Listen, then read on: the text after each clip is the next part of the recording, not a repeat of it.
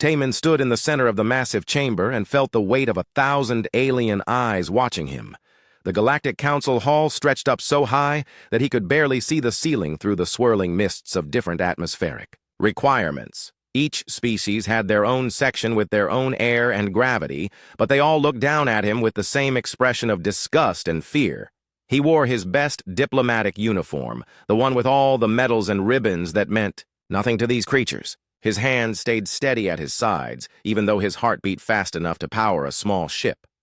Behind him, Ki-Wan and the rest of the human delegation sat in their assigned seats, like prisoners waiting for a judge to decide their fate. The speaker, a tall creature made of what looked like living crystal, raised one of its many arms. Its voice echoed through translation devices in every language spoken in the galaxy. The Council has reached a decision regarding the human species and their continued participation in galactic civilization. Tai Min had spent 3 years preparing for this moment. 3 years of hearings and testimonies and evidence presented by species who had never set foot on Earth. They called humans aggressive. They said humans expanded too fast and fought too much. They pointed to every conflict in human history as proof that his people were too dangerous to exist among peaceful civilizations. The evidence is clear, the speaker continued, and its crystal body flashed with colors that meant anger in its language. Humans have shown themselves to be violent, unpredictable, and unwilling to follow established galactic protocols. In the short time since their discovery, they have already begun expanding beyond their home system without permission.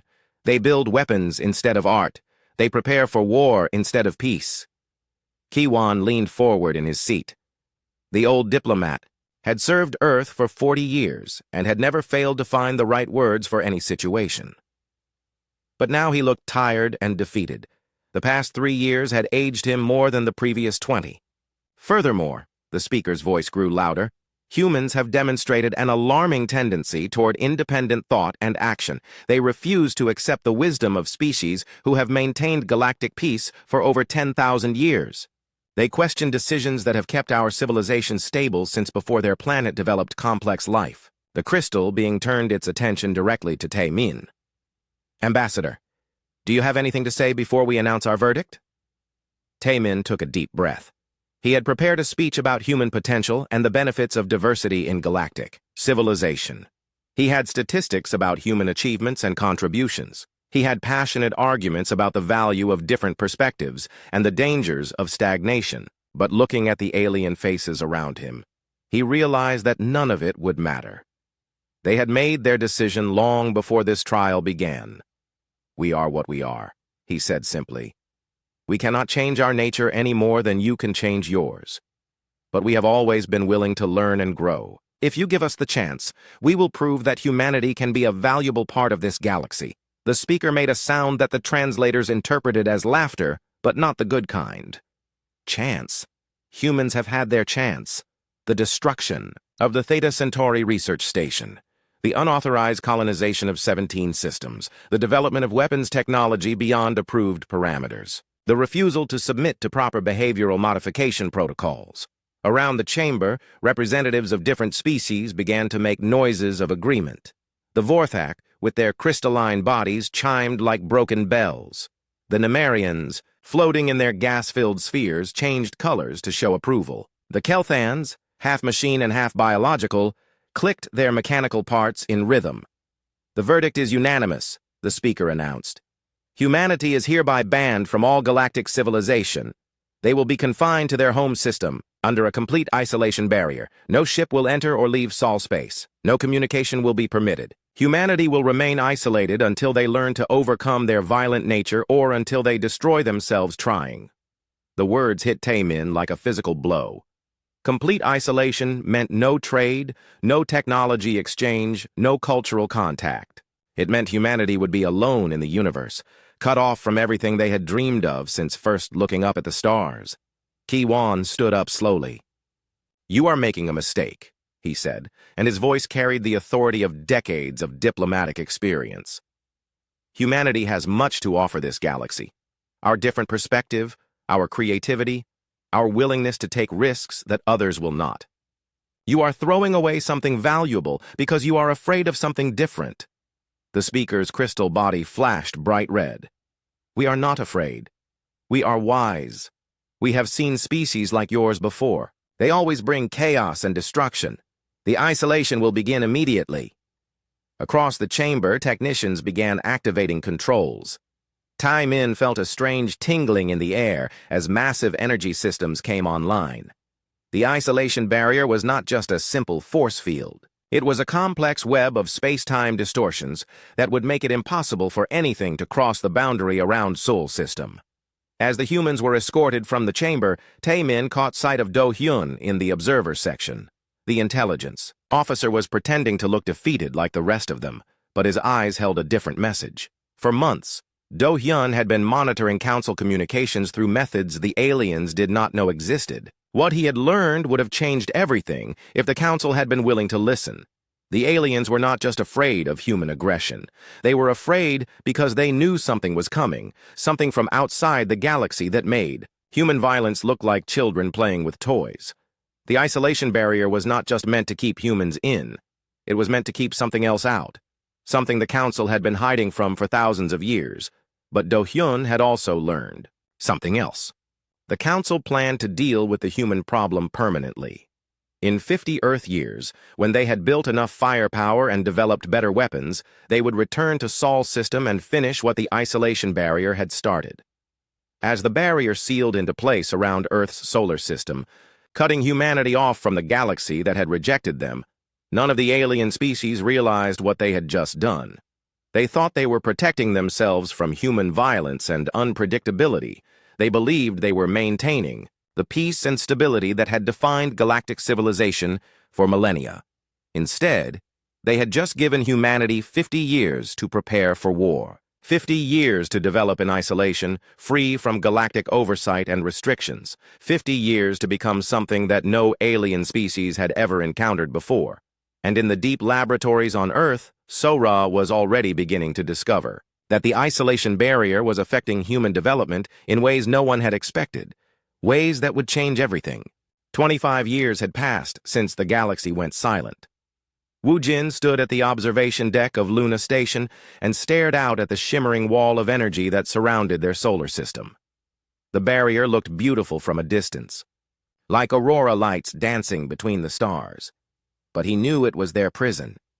He had been just a young officer when the council sealed them away. Now he was director of the Global Defense Initiative, and every gray hair on his head represented another year of preparation for the day when their captors would return. Because Wu Jin knew they would return. Do Hyun's intelligence reports had made that clear before the old spy master died 10 years ago. "Director," his aide approached with a tablet full of reports. "The Mars shipyards have completed another batch of Defender-class vessels. Admiral Jun-ho requests permission to begin deep space trials." Wu Jin nodded without taking his eyes off the barrier. Mars had become humanity's primary military production center, its red soil now covered with factories and shipyards that worked around the clock. They were building ships unlike anything the galaxy had ever seen, because they had to. Cut off from alien technology, human engineers had been forced to innovate in ways that surprised even themselves. "Tell Jun-ho he has permission, but keep all tests within the Saturn perimeter. We cannot risk the council detecting our activities." The aide hesitated. "Sir, there is something else. Dr. Haijin has requested an immediate meeting with you. She says it concerns the Consciousness Network project." Wu Jin turned from the window. Haijin had been Sora's best student before the great physicist died in the early years of isolation. Now she led the most secret and most important project humanity had ever attempted. If she needed to see him immediately, it was either very good news or very bad news. He found Haijin in the deepest levels of Luna Station, surrounded by equipment that looked like a cross between a computer and a work of art. Crystalline structures grew from metal bases, pulsing with soft blue light that seemed to respond to human thoughts. The Consciousness Network lab was off-limits to all but the highest security clearances, and for good reason. "Director," Haijin looked up from her work with eyes that seemed to glow with their own inner light. "We have achieved stable quantum consciousness linking between 50,000 volunteers. The network is operational." Wu Jin felt his heart skip a beat. For 20 years they had been working toward this goal. The ability to link human minds across vast distances. sharing, thoughts and coordinating actions on a planetary scale. It was humanity's answer to the Council's superior numbers and technology. How stable? He asked. Completely stable. No memory loss, no personality blending, no psychological damage. The volunteers maintain their individual consciousness while gaining access to the collective knowledge and processing power of the entire network. Hyejin pulled up a holographic display showing brain activity patterns. But Director, there is something else. Something we did not expect. She manipulated the display, zooming in on specific neural pathways. The isolation barrier is not just keeping us contained. It is changing us. The quantum fields that maintain the barrier are interacting with human neural tissue in ways we are only beginning to understand. Our brains are adapting, evolving, becoming something new. Dangerous? Wu Jin asked. The opposite. We are becoming more than human, but we are still human. The network is not just allowing us to share thoughts. It is allowing us to share skills, memories, even instincts. A pilot's reflexes can be shared with an engineer. A scientist's knowledge can be accessed by a soldier. We are becoming a truly unified species while maintaining our individual identities. Wu Jin stared at the display in amazement. How many people know about this? Just the research team and the volunteers. But Director, we need to expand the network to the entire population. If the Council returns and we are still fragmented into separate groups and nations, we will not stand a chance. Before Wu Jin could respond, an alarm began sounding throughout the station. His communication device activated automatically, broadcasting Junho's voice from the outer system. Director, we have a problem. Long-range sensors are detecting massive energy signatures approaching the barrier. Multiple ships, but they are not Council vessels. The design is completely unknown and they are moving faster than anything in our databases. Wu Jin and Hyejin rushed to the command center, where holographic displays showed the outer edge of their solar system. Dozens of ships were approaching the barrier, but their shape and energy signatures were unlike anything in human or Council records.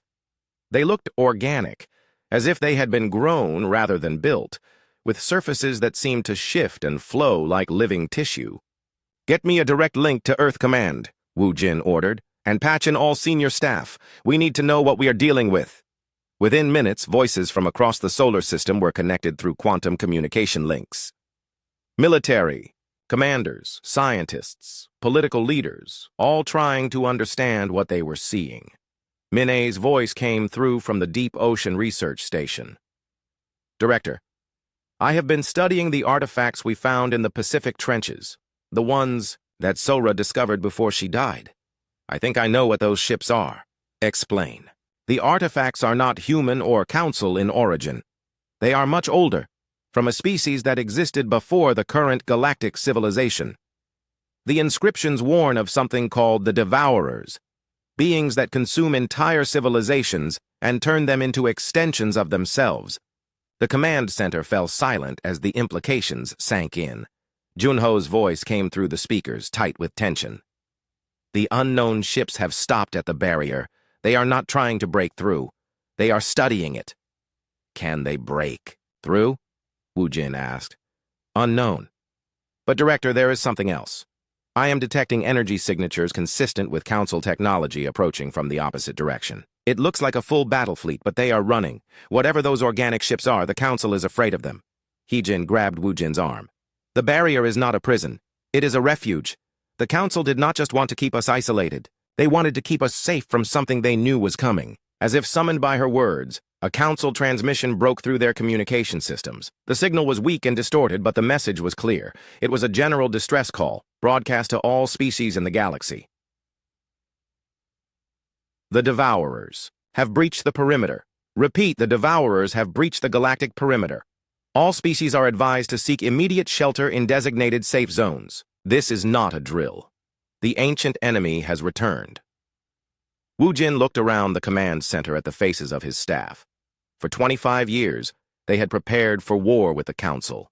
They had built weapons and ships and trained soldiers to fight aliens who feared human aggression. But now they faced something completely different. Something that made the Council's fears look reasonable. Director, Hyejin said quietly, the consciousness network. If we can link the entire human population, we might have a chance. not just against the Devourers, but to help the Council as well. Help the Council? Junho's voice was incredulous. They locked us away like criminals. Because they were afraid, Wu Jin said, understanding beginning to dawn. They were afraid of us, but they were terrified of something else. And now that something else is here. Through the observation windows, they could see the organic ships maintaining their position at the barrier's edge, waiting, studying, learning. And somewhere beyond the reach of their sensors, the Council fleet was approaching, seeking refuge, in the one place in the galaxy that might be safe from the ancient enemy that had finally found them. The barrier failed at exactly 0347 hours, Earth Standard Time. Namwook watched from the deep space monitoring station as the energy field that had contained humanity for 25 years simply vanished like morning fog. One moment, the shimmering wall blocked their view of the galaxy, and the next moment, stars that had been hidden were visible again. But those stars brought no joy.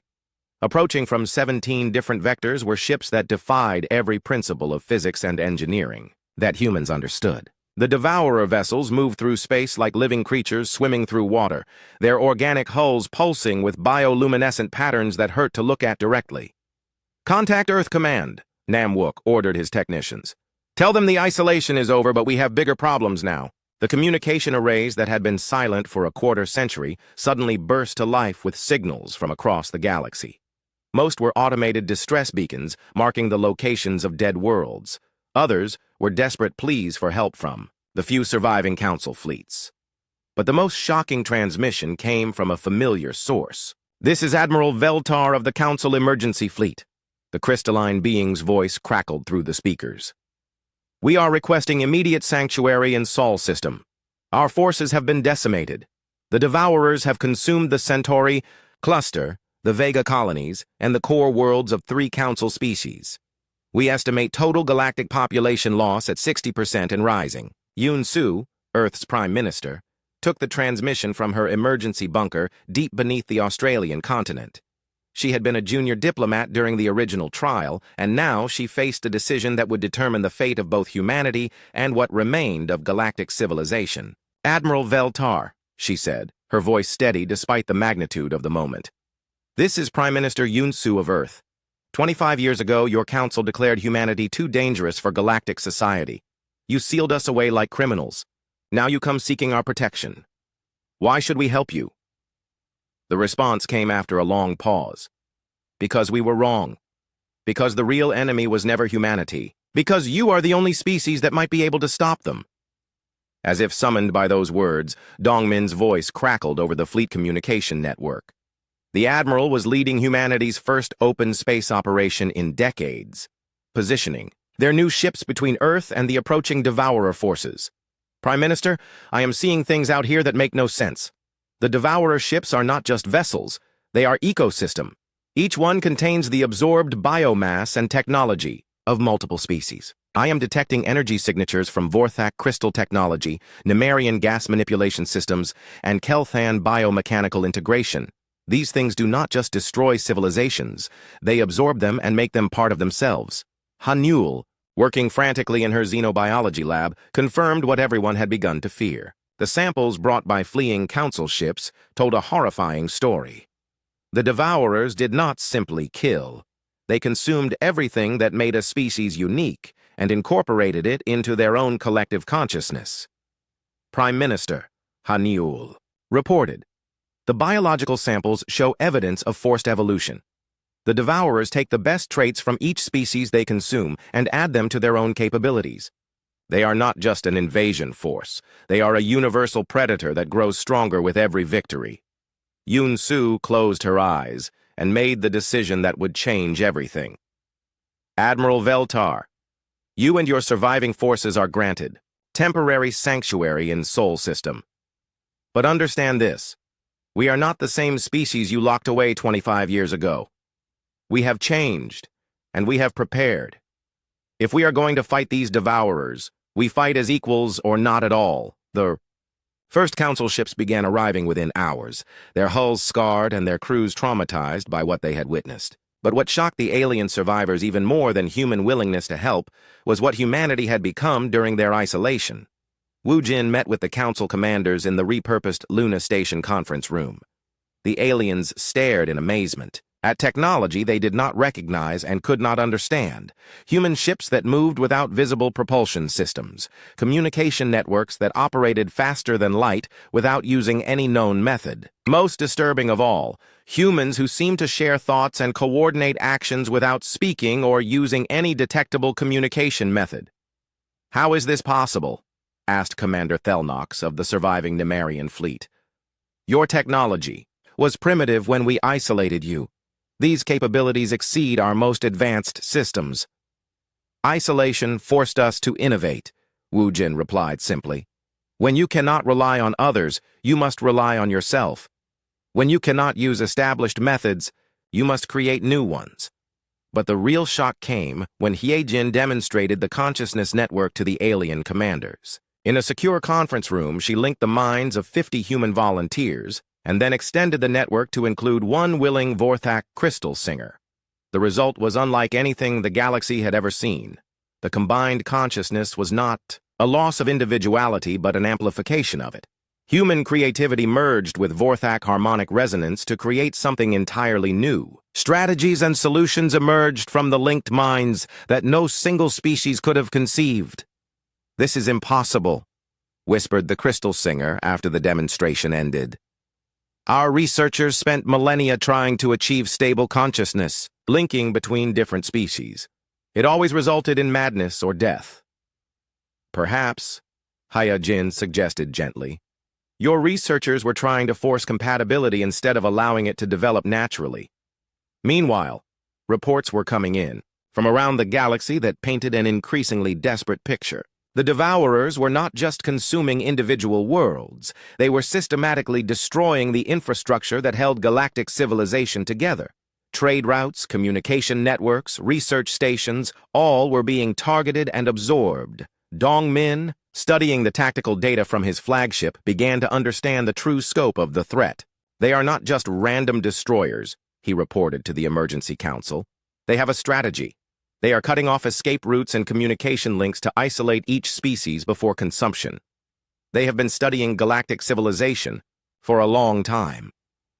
As the first Devourer scout ships entered the outer edge of Sol system, humanity prepared for a war unlike any they had ever fought. But they would not fight alone. For the first time in galactic history, multiple species were preparing to link their consciousness networks and coordinate their actions on a level that transcended individual racial boundaries. The irony was not lost on anyone involved. The Council had isolated humanity because they feared human unpredictability and aggression would disrupt galactic peace. Now, those same traits might be the only thing capable of saving what remained of galactic civilization. As Devourer bioships began their approach toward the inner planets, both human and alien defenders prepared for a battle that would determine not just the fate of their species, but the future of consciousness itself in the galaxy. Xung-Ho stared at the tactical display showing the approaching Devourer fleet and felt the weight of impossible decisions pressing down on his shoulders. As Earth's supreme commander, he controlled the most powerful military force humanity had ever assembled, but the aliens seeking refuge in their system possessed technology and knowledge that could tip the balance of the coming battle. The question was whether they could trust each other enough to use it. "Status report," he called to his staff officers, both human and alien, who worked side by side in the joint command center they had established on Ceres Station. Bora, his chief strategist, projected a three-dimensional map of the solar system. Red markers showed Devourer positions, while blue and green markers represented human and council forces respectively. Enemy forces have established a perimeter around the outer planets. They are not advancing, but they are not retreating either. Our analysis suggests they are studying our defenses before committing to a full assault. Admiral Veltar, the Crystalline Council commander, added his own assessment. This matches their behavior at other systems. The Devourers always observe their prey before consumption. They adapt their tactics based on what they learn. At Rigel, they waited 47 days before attacking. When they finally moved, they had counters for every defensive strategy. "How long do we have?" Xung-Ho asked. "Based on previous patterns, 6 months maximum," Bora replied. But, Commander, there is something different here. The Devourers seem more cautious than usual. Our quantum consciousness network may be something they have never encountered before. That network was growing stronger every day. Jae-min, who led the Consciousness Integration Project, reported that over 2 billion humans were now linked, with thousands more joining every hour. But more importantly, they had successfully established stable links with volunteers from all surviving council species. The cross-species integration is exceeding all projections, Jae-min explained to the emergency session. Human neural flexibility, combined with Vorthak harmonic resonance, Nemarian gas state consciousness, and Kelthan biomechanical integration, is creating cognitive capabilities we never imagined possible. Su Jin, the military tactician who had spent 25 years studying asymmetric warfare, raised a concern. The network gives us unprecedented coordination, but it also creates a vulnerability. If the Devourers find a way to corrupt or control the network, they could turn our greatest strength against us. Then we make sure they cannot, Shung-ho decided. What do we know about their absorption methods? Hanul, who had been studying Devourer specimens for months, pulled up her research. They use a combination of biological and technological assimilation. First, they break down the target's biological defenses using engineered viruses and nanoscale machines. Then they integrate the consciousness of their victims into their collective network, preserving knowledge and skills while eliminating individual will. But, she continued, her voice gaining strength, all their previous victims were single-species civilizations or loose confederations. They have never faced a truly integrated multi-species consciousness network. Their absorption techniques may not work against something they cannot categorize. Kyung-soo, commanding the orbital defense platforms, interrupted with an urgent report. Commander, Devourer scouts are probing our outer defenses. Our ships are engaging now. The main display shifted to show the battle unfolding near Neptune's orbit. Human vessels, their designs unlike anything the galaxy had seen before, danced around the larger Devourer bioships with impossible agility. The human ships moved in perfect coordination, as if controlled by a single mind, while their weapons fired in precisely timed salvos that maximized damage. "How are our ships moving like that?" asked Commander Thelnox, watching in amazement as human fighters performed maneuvers that should have killed their pilots. Consciousness Network, Sujin explained with satisfaction. Our pilots share reflexes and instincts across the entire fleet. When one pilot learns something, they all learn it instantly. When one ship discovers an enemy weakness, every ship knows about it immediately. The battle footage showed something that made even the experienced council commanders gasp. A human fighter, damaged and apparently doomed, suddenly began moving, with the skill and precision of their most experienced ace pilot. The dying ship not only escaped destruction, but managed to take out 2 Devourer scouts before returning to base. The pilot was a rookie with only basic training, Kyung-soo reported. But when the network detected his danger, it downloaded the skills and experience of our best pilots directly into his consciousness. He fought with 40 years of combined experience. But the real breakthrough came when Yoon-ji, a human psychic specialist, achieved something that changed everything. Working with Veltar, the Vorthak crystal singer, she established the first stable cross-species consciousness link between individuals rather than groups. The result was extraordinary. Yoonji's human creativity and intuition merged seamlessly with Veltar's crystal-based harmonic consciousness. Together, they could process information and generate solutions faster than the most advanced computers. More importantly, they retained their individual personalities while gaining access to cognitive abilities that neither species possessed alone. "It works," Yoonji reported, her eyes bright with excitement and exhaustion. "Not only does it work, but the capabilities are exponentially greater than the sum of the parts. We can think in ways that no single species ever could." Within hours, the breakthrough was being replicated across the fleet. Human Vorthak pairs began linking with Nemarian gas cloud consciousness and Kelthan biomechanical networks. The resulting multi-species teams could anticipate Devourer tactics and develop countermeasures faster than the enemy could adapt. But the Devourers were learning too. Analysis of their movements showed that they were beginning to modify their approach based on what they observed. Their bioships started using new tactics, weapons that they had not displayed in previous battles, absorption techniques specifically designed to counter the consciousness networks they were encountering. They are adapting faster than we expected, Bora warned during the daily strategy meeting. Every engagement teaches them something new about our capabilities. At this rate, they will develop effective counters within weeks, rather than months. Seung-ho made the decision that would determine the outcome of the war. Then we do not give them time to adapt. We take the fight to them before they figure out how to beat us. The plan was audacious and desperate. Instead of waiting for the Devourers to attack, the combined Human Council fleet would strike first. They would use the consciousness network to coordinate an assault on multiple Devourer positions simultaneously, hitting them with tactics and strategies that no single species could have conceived. It has never been tried, Admiral Veltar warned. Coordinating fleet actions across multiple star systems using consciousness linking. The cognitive load could destroy the minds of the participants. Then we better make sure we win quickly, Seung-ho replied. As the combined fleet prepared for the most desperate gamble in galactic history, reports arrived from the outer system that changed everything. The Devourers were not just studying their defenses. They were building something. Construction ships were assembling a massive structure in the space between Jupiter and Saturn, using materials harvested from consumed worlds. Analysis suggests it is some kind of consciousness amplifier, Hanul reported grimly.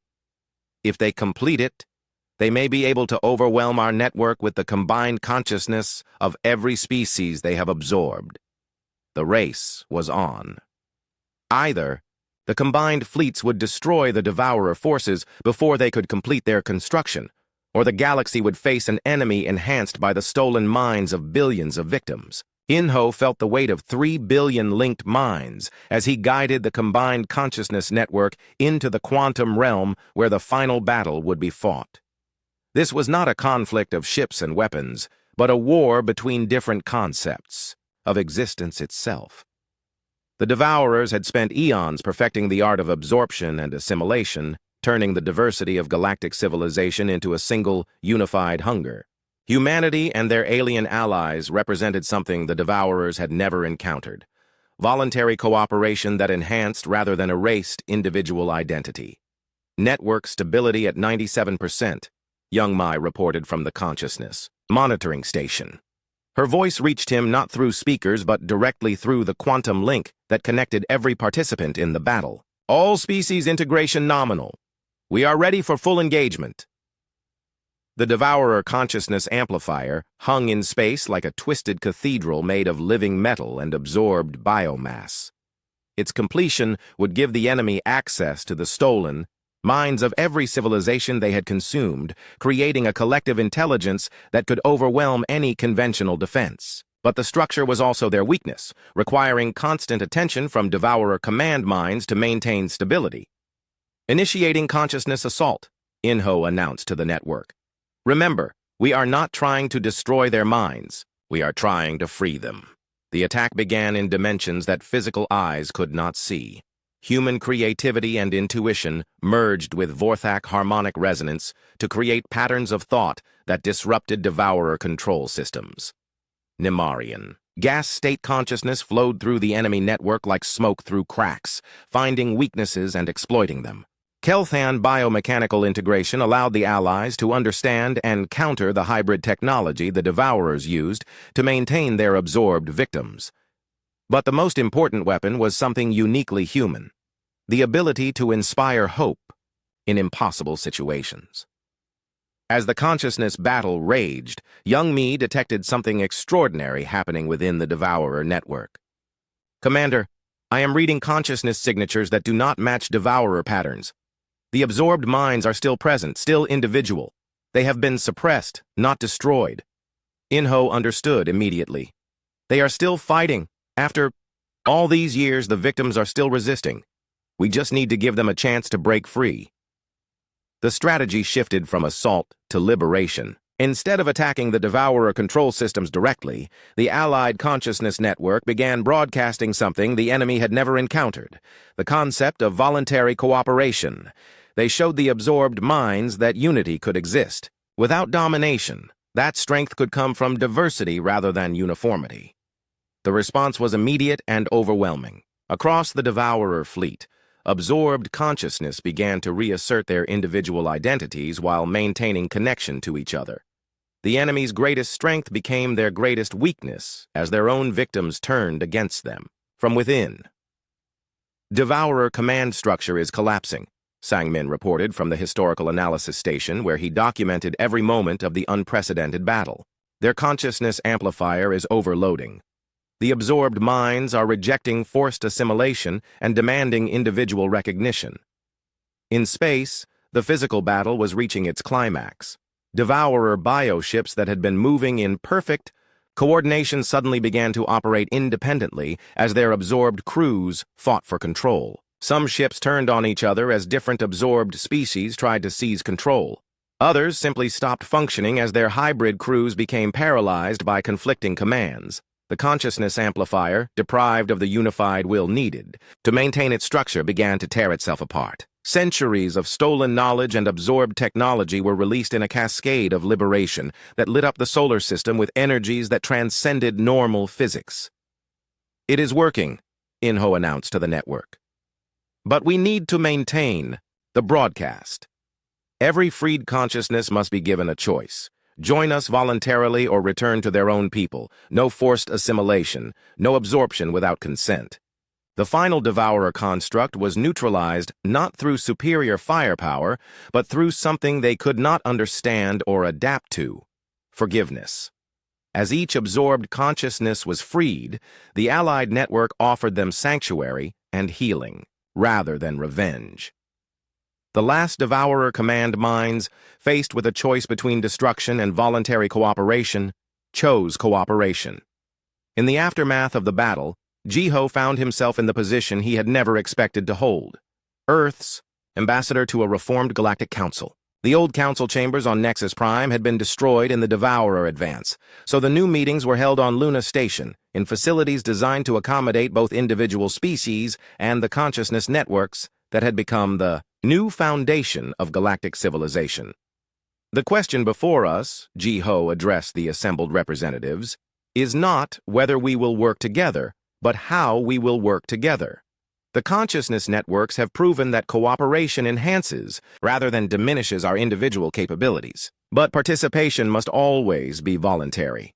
The new Cosmic Accords took months to negotiate, but the principles were established in the first session. No species would be forced to participate in consciousness networks. No civilization would be isolated or punished for being different. The diversity that the old council had seen as a threat was now recognized as the galaxy's greatest strength.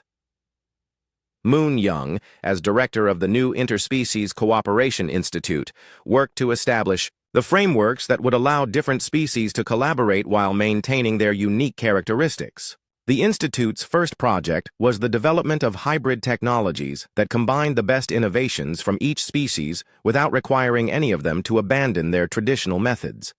The barrier technology that once imprisoned Earth, she explained to a gathering of researchers, has been modified to protect entire star systems from external threats while allowing free movement and communication within the protected space. What was once a prison has become a shield.